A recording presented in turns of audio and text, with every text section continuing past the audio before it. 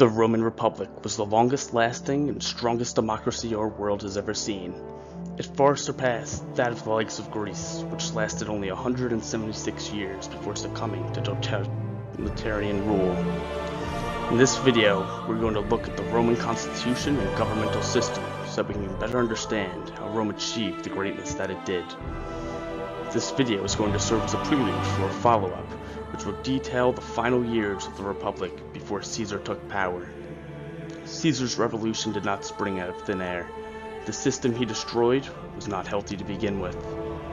The generation that preceded him worked tirelessly to erode the Republic's constitution, and, in the end, they left the Republic a shell of what it had once been. When pure inertia could no longer sustain the great Republic, ambitious men such as Caesar were able to finish what their forefathers had begun and topple the world's greatest and oldest democratic power. In our pursuit, we will see echoes that ring eerily close to our own modern timeline. Though the question is America-Rome has been explored much in the past, my video will not seek to address that despite the ominously clear similarities. Instead, I will leave that for the viewer to interpret and ponder.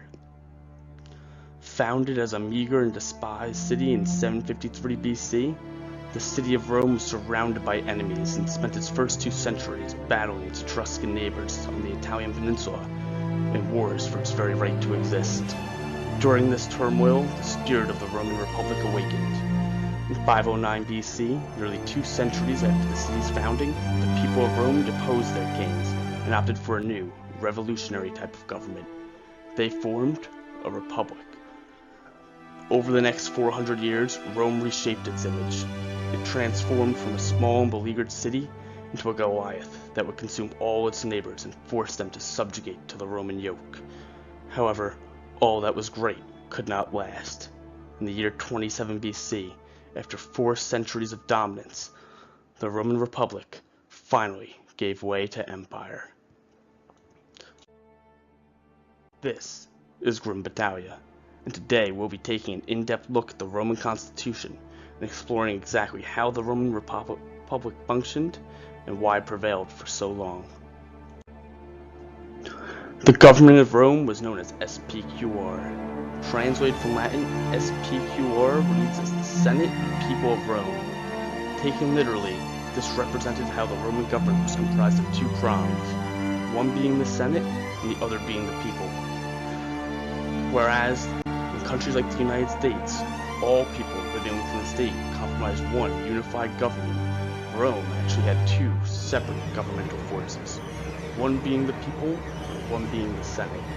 Together, they functioned to govern and rule over the Republic. Though it might sound strange to some, the Roman Constitution was unwritten. It relied upon tradition to dictate the constitutional norms of the Republic. While this may seem archaic, it should be noted that there are modern nations in the West that still lack a written constitution. Namely, the United Kingdom operates with no formal written constitution. Like the UK, the Romans relied upon legislation, legal precedent, and tradition to dictate their constitutional norms. Through passing legislation, the Constitution of the Republic could incorporate some written law into itself. Significant bodies of work, such as the 12 Tables of Rome, dictate a plethora of Roman rights. It granted to the citizens of Rome certain rights governing everything from personal injury lawsuits to inheritance rights and zoning laws. The Romans were an extremely litigious people, and the tables ensured that every citizen of Rome was subjected to the same law, regardless of their personal or political status. The Tables of Rome operate very similar to how the U.S. Bill of Rights operates in the United States. It codifies and guarantees certain inalienable rights for all people of their nation. The unwritten nature of the Roman Constitution allowed it to be very flexible in times of need and allowed the government to adapt and change as suited for the times of its people. On first glance, this appears to be a foolish and unreliable system. However, it was this flexibility that would allow the Republic to conquer much of the known world and persist for nearly 500 years. The flexibility allowed for the Republic to adapt in great times of need, such as the Punic Wars against Hannibal in the 3rd century BC, and the barbarian Cambrian invasion of the 2nd century BC. While this system was effective throughout much of the Republic's history, it also contributed heavily to the Republic's decline in the final century BC. Since there was no written constitution, the principle of mos maiorum governed which powers each part of the government had. Mos maiorum translates directly into way of the ancestors or ancestral custom. Through mos maiorum, politicians were compelled to act within the confines of their nation's constitution. It dictated the proper conduct for politicians to give speeches, declare wars, and all other matters of government conduct. Mos maiorum is the principle that a politician should adhere to tradition. The politician should continue acting in a certain way because that is the way their ancestors had acted. Throughout much of the Republic, the principle restrained ambitious men. Breaching mos maiorum was an affront to honor and dignitas, which translates loosely into self-control. Two values held highly by the Roman Senate and the Roman people. If a man was to breach this principle, he could kiss his political career goodbye. Rome operated under a system of checks and balances that was primarily governed by their system of separation of powers. This will sound familiar to US viewers, and that's because much of the US system was inspired by the Roman Republic.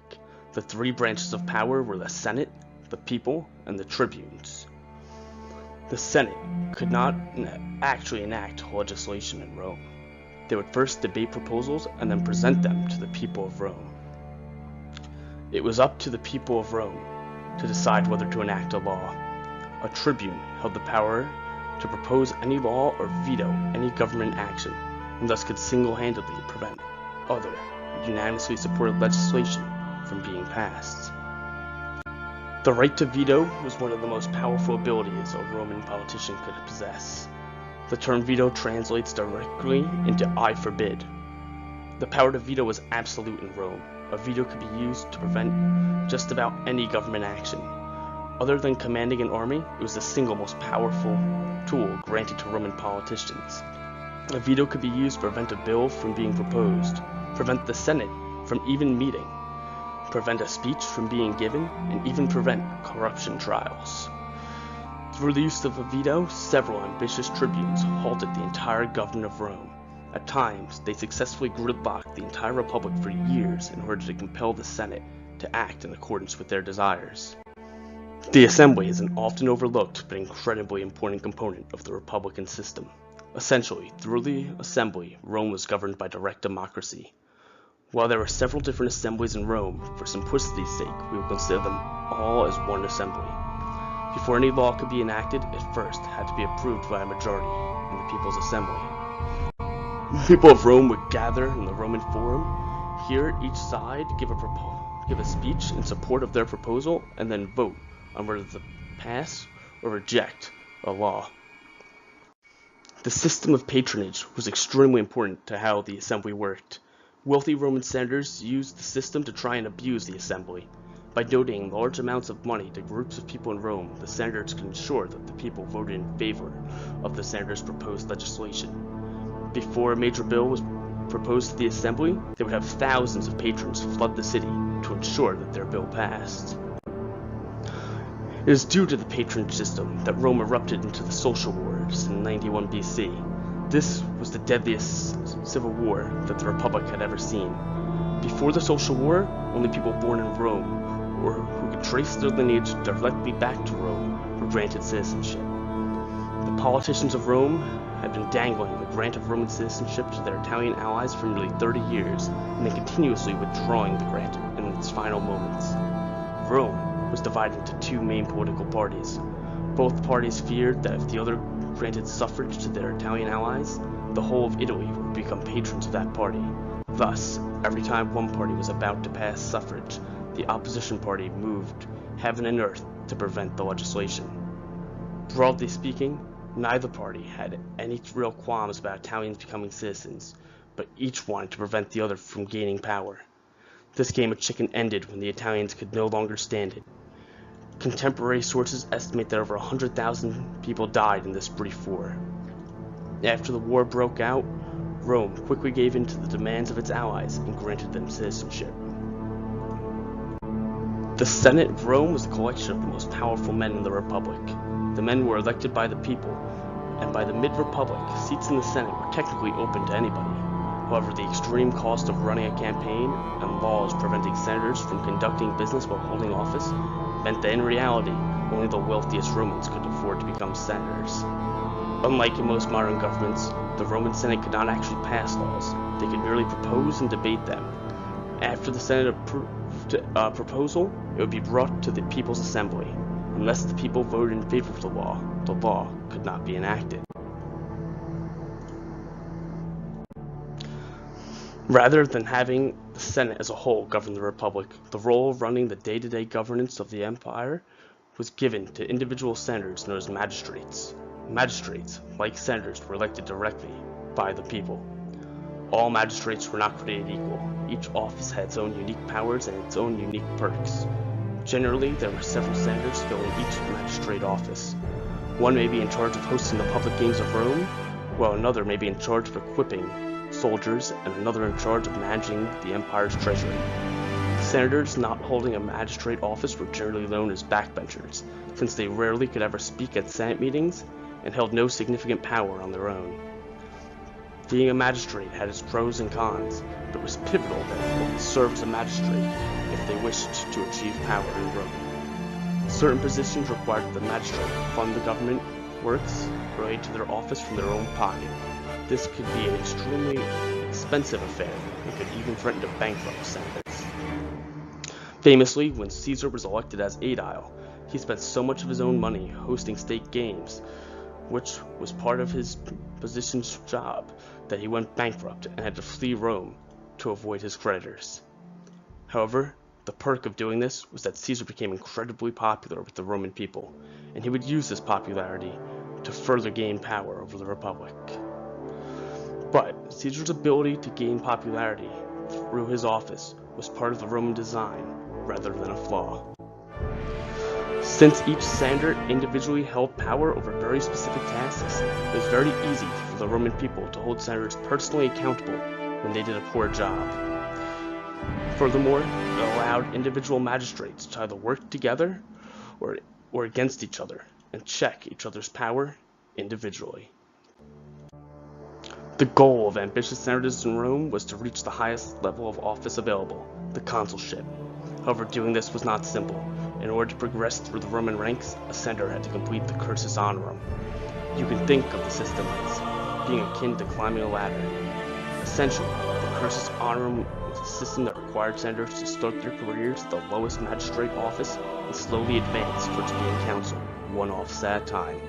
This system was meant to ensure that inexperienced or young senators could not use the people to get elected instantly to the highest office and disrupt Rome's government.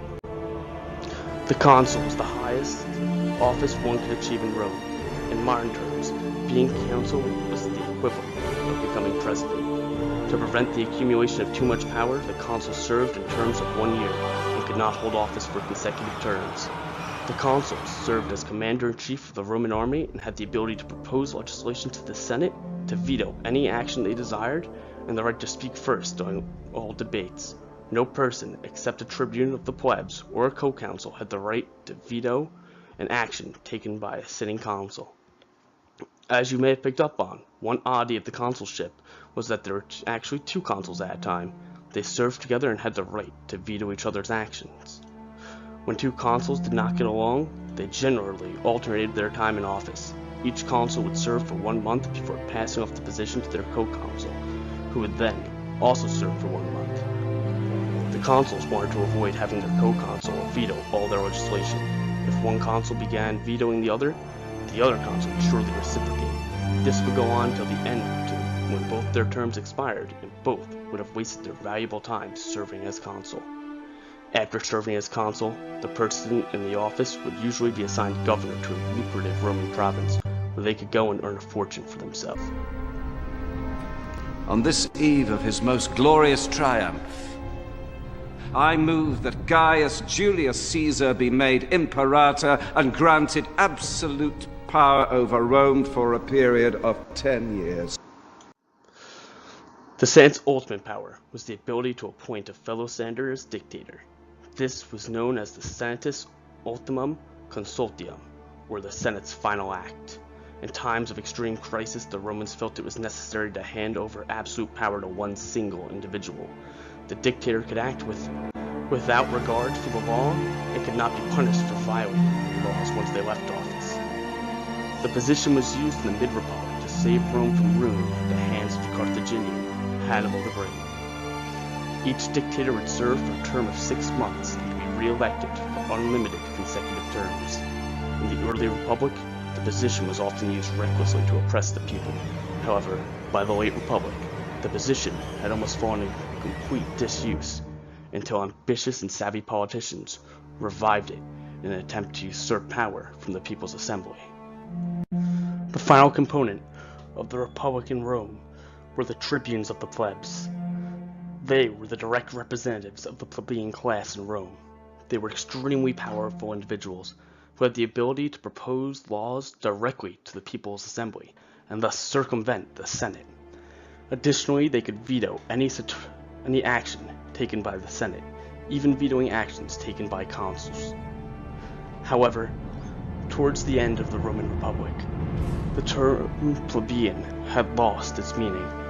Rome was no longer divided by class, but rather by wealth.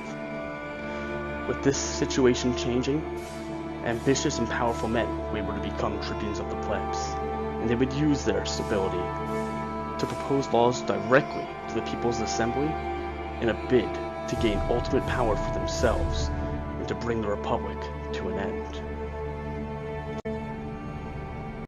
This was Grim Battalion, and this was my video on the Roman Constitution.